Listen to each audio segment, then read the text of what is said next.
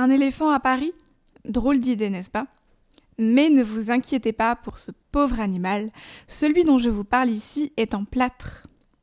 L'éléphant de la Bastille, présent sur la place parisienne de 1813 à 1846, devait être à l'origine une fontaine monumentale en bronze. Elle fut commandée par Napoléon Ier pour représenter la force et la grandeur du nouvel empire.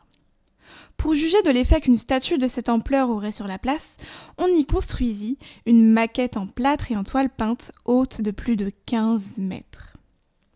Le projet a finalement été abandonné à la chute de l'Empire en 1815. On souhaitait alors renoncer à tous les projets de l'Ancien Régime et bien d'autres constructions furent délaissées. Mais le fac-similé de l'éléphant resta dans un hangar en bois près de la place pendant plus de 30 ans. Elle fut un objet de curiosité pour les Parisiens, inspira de nombreux artistes et suscita les commentaires des écrivains. La plus célèbre représentation que nous avons de la statue est celle de Victor Hugo dans son roman Les Misérables qu'il publie en 1862.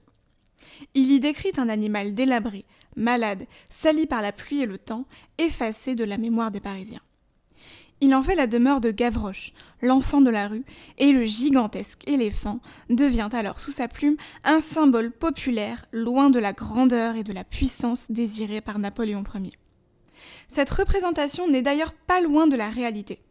On raconte qu'au moment de sa destruction, la maquette était tellement envahie par les rats qu'ils terrorisèrent le quartier pendant des semaines entières.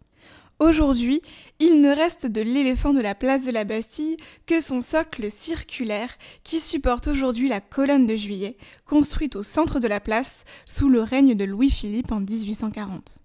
Mais ça, c'est encore une autre histoire.